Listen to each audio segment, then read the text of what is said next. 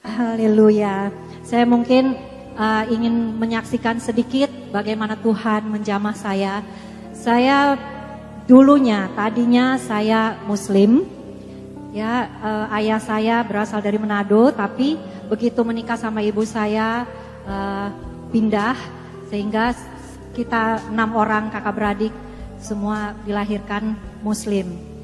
Dan kehidupan bergulir seperti biasa, dan saya juga sampai satu saat saya terjun ke dunia entertain sebagai model tadinya, dan juga kemudian pemain film layar lebar, dan kemudian sinetron sampai saat ini. Tapi saudara, saya mau menyaksikan Tuhan itu baik. Karena apa? Karena Tuhan menjamah saya di saat saya sedang dalam kebimbangan, mencari kebenaran itu di mana. Saya selalu berdoa, dulu saya sholat 5 waktu, saya selalu berdoa, Tuhan tunjukkan saya jalan kebenaran itu. Selalu saya berdoa seperti itu. Dan puji Tuhan, saya pada waktu itu ikut KKR tahun 89, saya mengikuti KKR di Istora.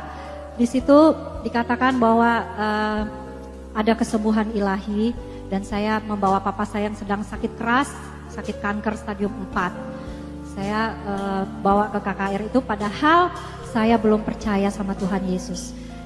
Dan hari pertama saya tidak mendapatkan apa-apa, dan ayah saya ditumpang tangan juga belum disembuhkan Tuhan. Hari kedua saya datang lagi, nah di situ saya dijamah Tuhan. Begitu saya menaikkan satu pujian, saya diurapi oleh Roh Kudus, dan saya nangis terus sepanjang kebaktian itu. Dan ayah saya didoakan lagi, juga tidak terjadi sesuatu apapun, dan tidak sembuh, belum sembuh. Hari yang ketiga saya datang lagi, di situ saya baru mendengarkan firman Tuhan. Betul-betul saya fokus mendengar firman Tuhan. Ya, firman Tuhan ditabur itu tidak akan kembali dengan sia-sia. Firman itu bekerja dalam kehidupan saya, dan sampai saat ini. Memang ayah saya tidak sembuh secara jasmani, tetapi Tuhan punya rencana lain bagi papa saya. Papa saya meninggal, dipanggil Tuhan, tetapi sebelum meninggal Tuhan sudah jamah hatinya, sehingga papa berbalik lagi menerima Tuhan Yesus dan dibaptis. Ya, seperti anak yang hilang akhirnya kembali kepada Tuhan Yesus dan meninggal dalam Tuhan. Dan bukan hanya di situ saja karya Tuhan dalam hidup saya terus bergumul. Saya baca Alkitab, saya nggak tahu, saya nggak ada yang nginjilin. Ya, saya bertobat lewat pujian, dan saya kebetulan seminggu kemudian ada seminar mengenai Al-Quran dan Alkitab. Saya ikut lagi di situ. Saya membawa 2 kitab suci, dan di situ saya menemukan ayat yang betul-betul membuat saya bertobat, dan ayat ini adalah ayat yang membuat saya tidak ada alasan lain untuk tidak menerima Tuhan Yesus. Di dalam Yohanes 14 ayat 6, di situ dikatakan, akulah jalan dan kebenaran dan hidup. Tidak ada seorang pun yang datang kepada Bapa kecuali melalui aku, kata Tuhan Yesus. Tidak ada nama lain. Ya, tidak ada nama Abraham, Adam, siapapun, Muhammad, tidak ada. Jadi nama Tuhan Yesus, dialah jalan itu, jalan menuju surga. Kebenaran itu, kebenaran yang memerdekakan kita. Ya, amin. Dan juga hidup. Kita memiliki hidup kalau kita percaya kepada Tuhan Yesus. Bahkan hidup yang berkelimpahan. Amin. Di situ saya, Tuhan, selama ini memang saya tidak tahu. Memang kadang-kadang kita binasa karena tidak tahu. Jadi ada satu ayat lagi yang menambah kuatnya saya lagi di dalam Kisah Para Rasul 4 ayat 12. Di situ dikatakan, dan keselamatan tidak ada di dalam siapapun juga selain di dalam Dia, maksudnya Yesus Kristus, sebab di bawah kolong langit ini tidak ada nama lain yang diberikan kepada manusia yang olehnya kita diselamatkan. Oh, haleluya. Haleluya, kita berikan tepuk tangan untuk kemuliaan nama Tuhan. Ya, tidak ada nama lain di bawah kolong langit ini. Luar biasa.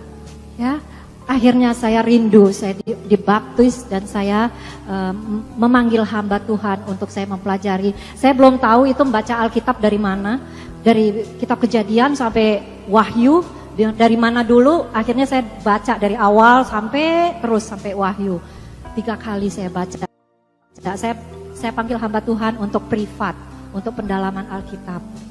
Dan sampai saat itu saja saudara, semakin saya mau dekat sama Tuhan, semakin banyak proses-proses yang harus saya jalanin. Proses yang memang tidak enak dan sulit pada waktu itu dirasakan. Ya, saya dulu sebelum saya bertobat, saya masih hidup dalam dosa. Kayaknya hidup saya oke-oke aja gitu, lancar-lancar aja, nggak ada masalah. Jalan aja bergulir gitu. Tapi setelah saya mengenal kebenaran, menerima Tuhan Yesus, mengaku dengan mulut bahwa Yesus Kristus adalah Tuhan, saya diproses masuk dapur ujian. Dalam proses-proses yang betul-betul saya belum pernah mengalami sebelumnya. Saya diproses sampai saya habis dicuci oleh Tuhan. Bersih maksudnya apa? Saya dibikin nol. Nol itu maksudnya apa? Tidak punya apa-apa saudara. Yang dulu saya dapatkan pada waktu saya belum bertobat, Tuhan kikis habis. Saya nol bahkan minus, sampai saya menjual-jual barang untuk makan. Tapi puji Tuhan, Tuhan itu baik. Tuhan kembalikan, gak begitu lama Tuhan kembalikan berlipat kali ganda. Oh luar biasa, thanks God. Ya, terima kasih Tuhan Yesus, dan Tuhan mau setiap kita tidak beroleh kebinasaan, tetapi beroleh keselamatan. Dan dia tidak mau melihat kita binasa. Dan begitu besar kasih Allah akan dunia ini, sehingga kita anak-anaknya diberikan keselamatan itu. Dia mati, menderita, bahkan mati di kayu salib. Hanya untuk siapa? Untuk kita semua. Amin. Amin. Begitu besar pengorbanan Tuhan Yesus. Dan begitu saya terima Tuhan Yesus, hidup saya berubah. Pola pikir saya berubah. Amin. Hati saya berubah. Dulu kalau saya ada orang memfitnah saya sedikit, langsung saya bereaksi, meresponi bahwa apa, kayaknya mau ajak berantem. Tapi sekarang Tuhan ubahkan sehingga saya memiliki hati seorang hamba yang tulus melayani Tuhan, dan saya menanggalkan semua yang ada dulu kesombongan, iri hati, dengki, dan semua saya tanggalkan dalam nama Yesus. Dan saya sekarang mempunyai hati yang baru, hidup yang baru, yang lama sudah berlalu, yang sesungguhnya yang baru sudah datang. Amin. Luar biasa kasih Tuhan. Semua ini karena anugerah Tuhan. Kita dipanggil oleh Tuhan Yesus bukan karena kita hebat, tetapi Tuhan pilih kita untuk satu tugas yang mulia, untuk melayani Dia. Amin. Jadi saya tidak mampu. Saya paling nggak suka orang bilang sekarang, wah, artis bertobat karena udah nggak laku nggak laku dipakai sinetron, udah nggak laku dipakai nyanyi, jadi dia pelayanan sekarang. Aduh Tuhan, sangat berdosa sekali menghakimi sesama.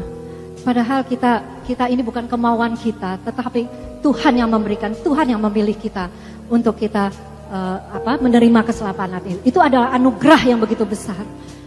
Amin. Jadi kalau saya dibilang saya bertobat karena tidak laku lagi, aduh, mungkin di sini juga ada Bapak Pendeta Ade Manuhutu, ya Pak Ade ya, beliau juga bertobat bukan karena tidak laku lagi nyanyi. Amin. Karena memang panggilan Tuhan, Tuhan sudah menempatkan setiap kita di mana mau ditaruh.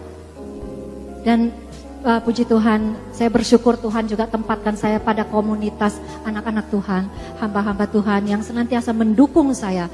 Di saat saya mau jatuh lagi, saya lemah, ada yang menguatkan. Tangan Tuhan yang menuntun saya dan memakai orang-orang yang komunitas di sekeliling kita. Amin. Saya juga sekarang ini terlibat dan tergabung dalam panitia Paskah. Saya dipercayakan juga saya pengurus Hagai, Himpunan Gereja Indonesia. Saya juga pengurus juga di Yayasan Makin, Mata Air Kasih Indonesia. Dan saya juga tergabung juga dalam satu ministry, 247 Global Ministry. Amin. Semuanya itu karena anugerah Tuhan. Bukan karena saya mau mempromosikan diri saya, enggak. Siapa yang mempromosikan diri kita? Tuhan. Tuhan Yesus yang mempromosikan diri kita, bukan kita sendiri. Kita manusia, kita hanya mengikut apa kehendak Tuhan.